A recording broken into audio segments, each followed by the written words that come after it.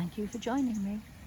I'm at Bridgemere Gardens and I've come down to one of my favourite little spots, and I can hear the trickle of water, the singing of the birds, and see everything just clinging on into autumn. Okay, things like the hosta, they are gone.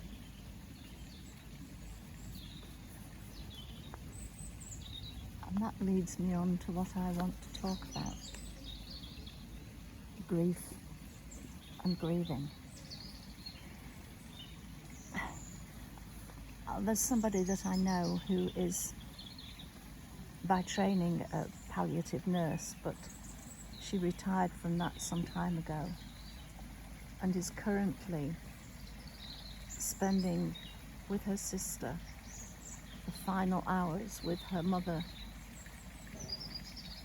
and she calls herself a spirit midwife. And I love that idea, that somebody who can be with somebody when they are dying is actually helping them to free, to give birth to their spirit.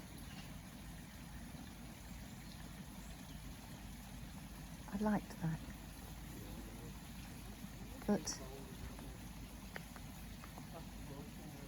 grief and grieving, it's a natural process.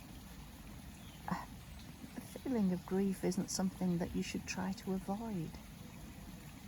It's whatever is right for you. However long it takes for you. Yes, okay, there are recognised stages. There's the initial denial, the blame. Why did they do it? Why did they leave me? Or blaming yourself. There's anger. Why? Why me? Why did they do it? What happened? And eventually coming round to acceptance. But it's not a process that flows. You can dodge from one to another, backwards and forwards. You can reach acceptance, but then something triggers you to go back and be angry again. And is a sign that you cared for somebody, that you loved somebody, if you are grieving them, missing them. So long as that missing isn't one of guilt. That maybe you should have been there, maybe you feel you should have been there. I know I felt really guilty about my father. He died on his own. I felt I should have been there. But he died in the middle of the night, in his bed. My mum, well, she had been taken into the hospital with a mild stroke, and they insisted that we went home for the night. And a couple of hours later, the phone went, would we get back? And it was too late. My mum had died, and I felt so guilty that I'd listened to them and had gone home, and I kept saying to myself, I should have stayed. But I didn't know. But I still blame myself. And then we have grief in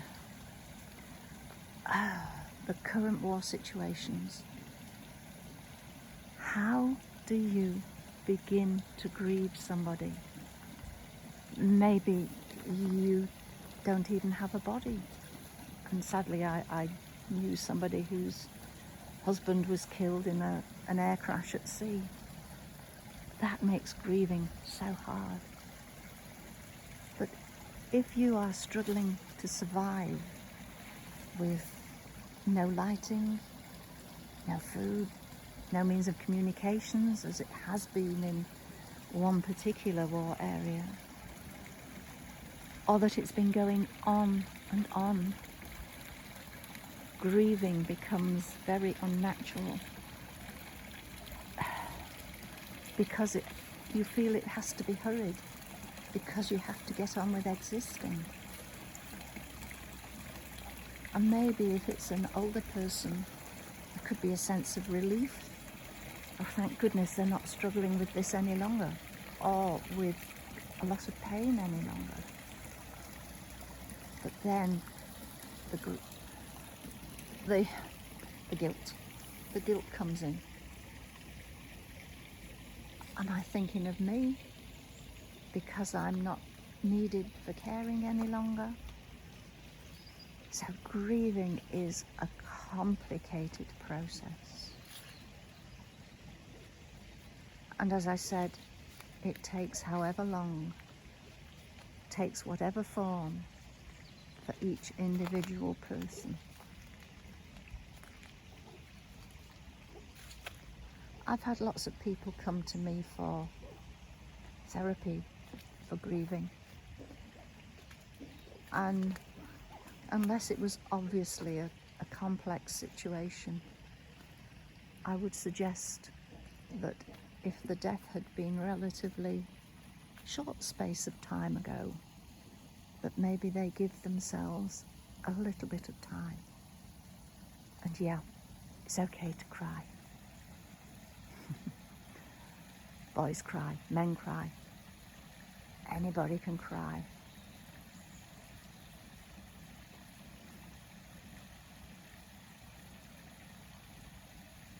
So very often they didn't need to come back because they had gone through the process. But we always kept in touch. So now, on that note, if you are grieving, be kind to yourself.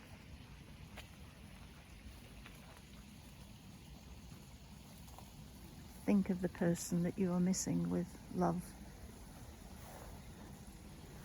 Obviously there are situations where that is hard to do.